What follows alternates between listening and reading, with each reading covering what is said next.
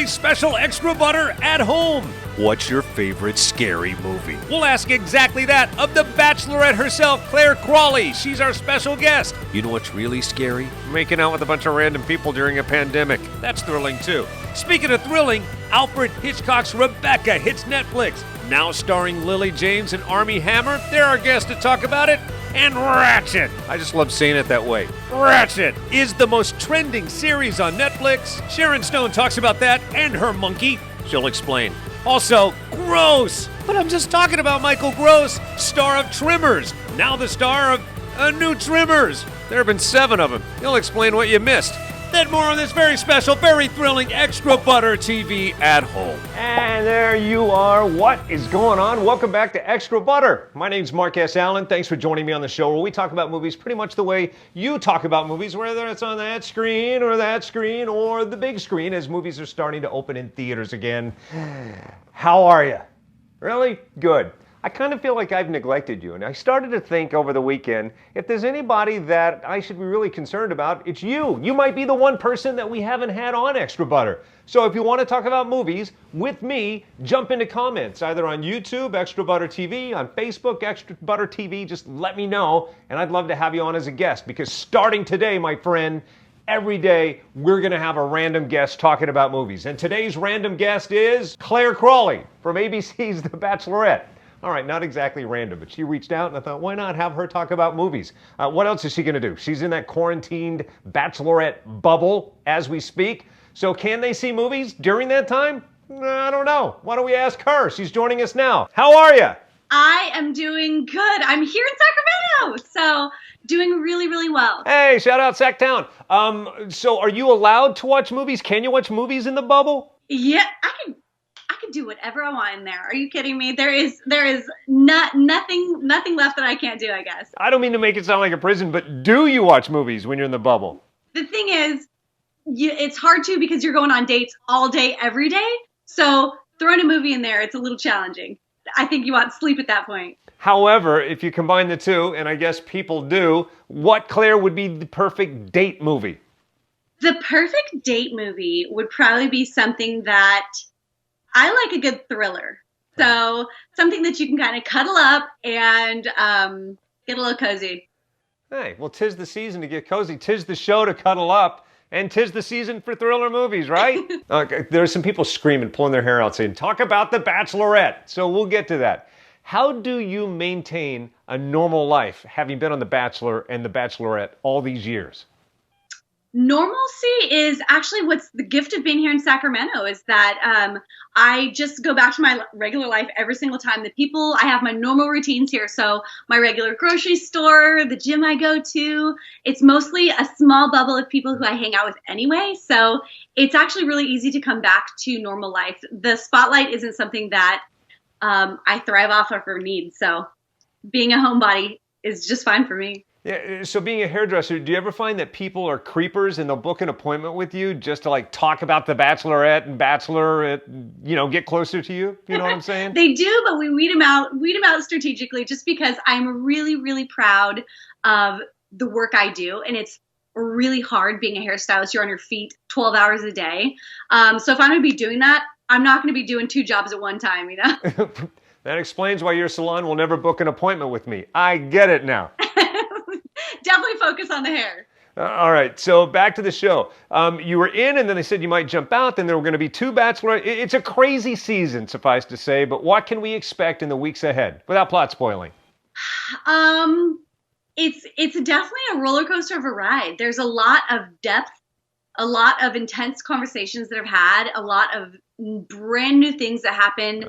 I think that have never happened before on any season. So a lot of unknown. All right, looking forward to it. Now back to the movies. What's the last movie you can remember watching? I watched Silence of the Lambs last night. Well, you do like the thrillers. On Netflix. You do like the thrillers. You do not disappoint. That's awesome. How can you not? It's Halloween. No kidding. Well, hey, from a Sacktown guy to a Sacktown lady, I just want to say you represent well. Congrats on everything. Thank you so much. I appreciate it, Marcus. Thank you, Claire. Who knew? Silence of the Lambs. That's a scary movie. You know what else is scary?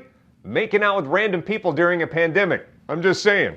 Either way, Bachelorette, Tuesday nights, it's new time on ABC television worldwide. All right, when we come back on Extra Butter, these two lovely people hanging out in an Alfred Hitchcock remake. Why you're gonna love Rebecca. Armie, Hammer, Lilly, Collins joining me to talk about it next. And we're back. Thanks for hanging out with us on Extra Butter TV. Thanks for watching on YouTube. If you do, be sure and like and subscribe. And to the men and women serving America, watching on America Forces Network in 168 different countries and territories worldwide, thanks for protecting us. Thanks for hanging out with us. All right, let's talk about new movies. Netflix bringing it again. One of my favorite Alfred Hitchcock movies of the 1940s.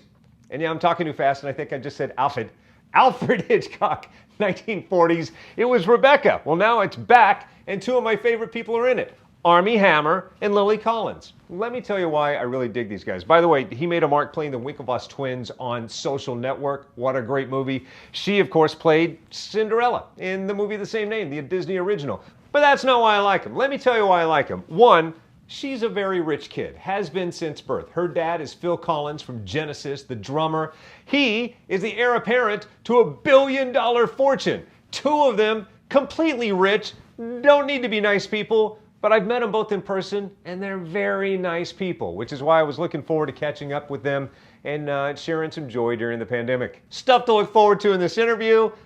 He makes us share our feet. It was his idea, not mine. And my dog snuck into the shot. No one saw it, but him, and maybe you. Take a look. Off the top, thank you guys, because what we do need now during these times are distractions. And this is tremendous. It is lovely. Have either of you seen it finished? Yeah, I've seen it. Yeah. It's really kind of crazy. I'm sure they did the same thing for you, but because it's a Netflix film, Netflix just put it onto my Netflix. So Oh, they did? Yeah, they didn't do that for you? No. Well, I know people. Just saying. Wow. It's shocking. Lily, you got to make some calls, Lily. I gotta make some calls here. This is not fair. Did you watch it in the theater? But I have already seen it. Okay, but see, they set up. I was gonna say I probably am not gonna go and watch it on my own They on my set, laptop. they set it up for you to see it in the theater. They're like, oh, you can watch it on your TV at home. We're not going to rent a theater for him. Okay, you got to make some calls. No, I'm firing up my people. Your agent available. But if I could, for someone. If I could walk through these steps, was it kind of like this, Arnie? Like the rest of us, pedestrians? You're sitting there at home with your feet up, you're clicking through Netflix, and what am I going to watch tonight? And you're like, oh, wait, that's my movie. Wait, are you also not wearing shoes because we're doing Zoom meetings? I am wearing socks right now. I did at least put on socks. Let's see your socks. Let's see your socks. What do you got? What color? Well, I just had to run downstairs. The FedEx guy just dropped off some Amazon stuff, so I don't know if they may be dirty, but for crying out loud. Really, get your feet up there. Everyone just a nice foot shot is what we need. Just for the hell of it. And then believe me, we will get into the meat of this interview, but just so I can say that it happened, everybody's at least 1 foot, one more time. Foot wave. All right. So for both of you, I hope you know how great this is. It is nothing short of an instant classic. And I want to know for each of you, 10, 20 movies from now, when you look back to the day, what's going to be the moment? Either some nanosecond on the set or a scene you're really proud of that your mind's going to go back to. We'll start with you, Lily. God, there's so many. And, I do think, though, that being in that glass room with Mrs. Danvers, sorry not to say you right now, Armie, since you are here, but being in that mirrored room, which is like when all myself is being reflected at me and Mrs. Danvers, and it's so trippy and I can't see the truth anymore. And I'm just confronted by my own image, and Kristen Scott Thomas is terrifying and just wonderful in every way. And that was a really intense, terrifying, brilliant moment. So I think that one's gonna stay safe in my mind for a while. It's cinematically lovely too, just amazing. Yeah, how about you, Armie? He liked having HP sauce every day and the brown sauce in the trailer every morning. There's a doggo. Your dog just wandered by. He's the most cheery person in the morning you could ever dream of. Oh, yeah. So he walks on the trailer like, "Hey guys," and I'm like, ugh. Yeah, I'm annoyed in the morning. If I'm at work and I'm there at set in the morning, I am happy to be there. And I'm like, we are at work, guys. And everyone's like, shut up. But I think the most consistent thing that I did, and the thing that I will always remember about this movie, is my breakfast order, which is a double sausage bap with brown sauce and butter. He had that every day. Every day. Sometimes. Lily, were you witness to this? I always wonder, is he making up something for just a junket? This is very true. This is true. Awesome. 100% Yeah. true. Well, I would eat a sandwich with like it was basically a hamburger bun, which they call a bap. I don't know why. It was a hamburger bun, and I would get 4 of those big English sausages and jam it into the hamburger bun and smother it in butter and brown sauce. And I swear to God, like I might have died and gone to heaven. Oh my God. I'm starving now. Everybody watch this movie. I'm going to go get something to eat. Bye, Yeah. you guys. See you. Bye. Rebecca, a great suspense thriller. Maybe go back and watch the Alfred Hitchcock original, then this one, compare notes. It is equally as lovely, equally as timeless. Hey, let's keep it on the Netflix tip, because when we come back, Ratched. It is doing so well on Netflix right now. One of its most trending shows. One of its most trending stars, Sharon Stone, and her monkey. Talking to them both, well, at least one of them, next. Hey, you came back. Thanks for hanging out with us on Extra Butter. We were talking about Netflix, so let's just, if it's okay with you, stay on the Netflix tip. Is that okay? Good, because we're going to anyway. Look, I'm probably preaching to the choir. You are probably already well aware of Ratched. Sarah Paulson is crushing it. Probably know her from a lot of other things, but she will forever be remembered as the nurse of the same name. You know who else is awesome in this? Sharon Stone and her monkey. Speaking of which, I ended up talking to Sharon Stone. We spent a lot of time talking about the monkey. And I'll be honest with you, when we get into this interview, you're going to hear her go at length. For a moment, I thought she was talking about the director or maybe some other co-star. No, she was still talking about the monkey. We talked about that, and at the same time, my first memory of her in New York City. It's a long story that I get into here. It looks like you're hydrating, so don't let me interrupt. I'm hydrating. I'm having my afternoon tea and a little bit of some fruit, some dried fruit. It's kind of my afternoon snacking. Awesome. So I can keep going. Well, I suggest people, when they watch this, they stock up on all the foodstuffs and all the hydration, because you're going to need to dig in for the long haul. This is probably one of the most bingeable shows I've ever seen. Isn't it? We've had some pretty good bingeable shows. It is. It's so bingy. It really is. But Ryan's shows are super bingy. I have to say, I watched Hollywood like, bam. Yeah. Right, you know, you've done some amazing things. Talk about working with Ryan. Talk about the difference this guy brings. People don't stand up for each other very much. And Ryan's a guy that stands up for you, not just with you, but for you.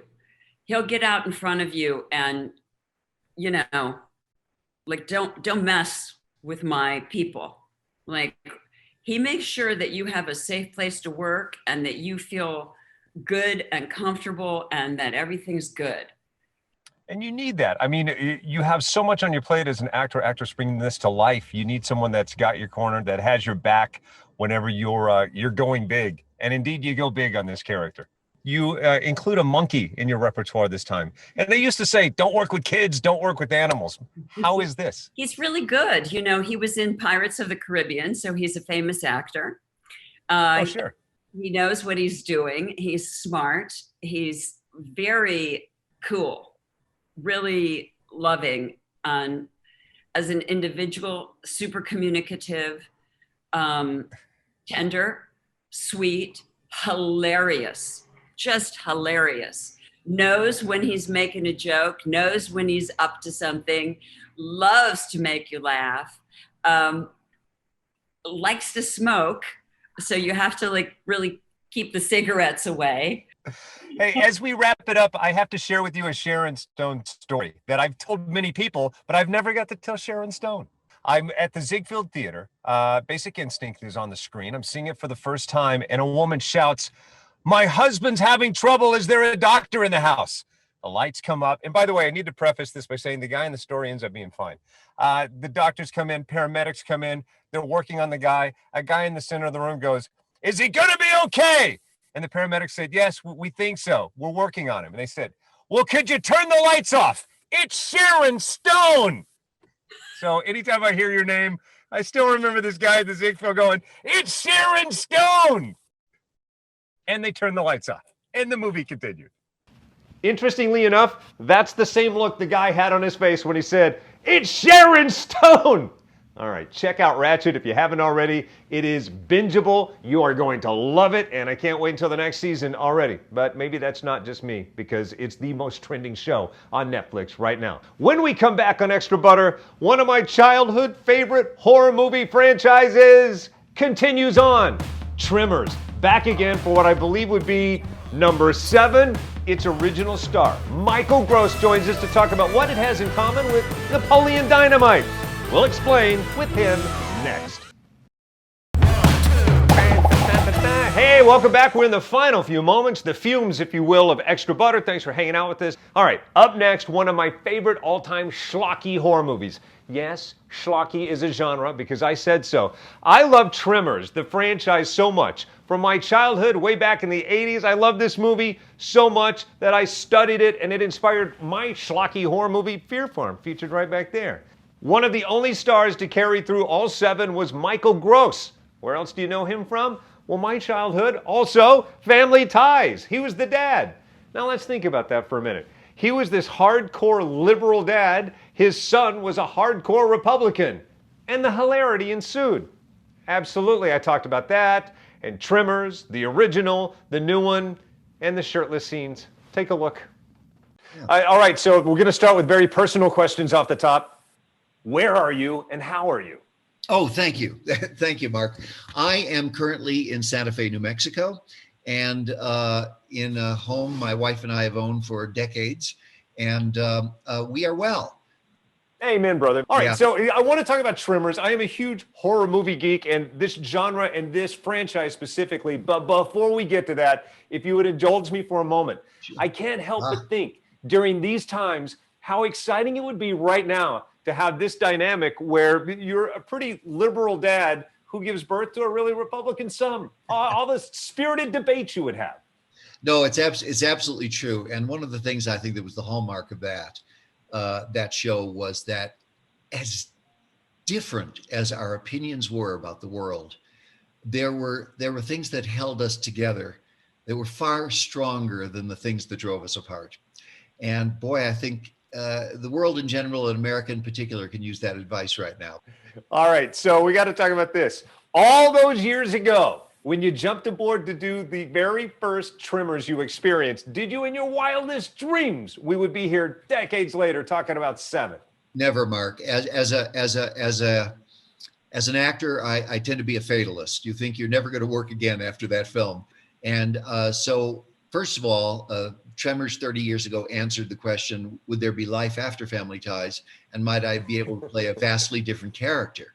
Right. And Tremors answered both of those questions in the affirmative. Thank God.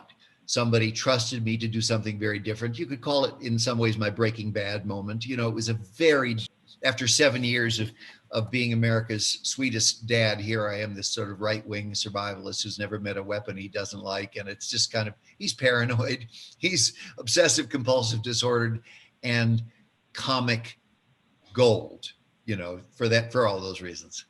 That's what I was going to touch on. I love how this movie is scary and hits on all of those tropes, but at the same time, it's funny and it's not afraid to wink at the audience from time to time. Yeah, from the very beginning, the very earliest writers, S.S. Wilson and Brent Maddock, had caught this bizarre tone that was fascinating. It was part Western, part horror, action adventure, part comedy, and offbeat.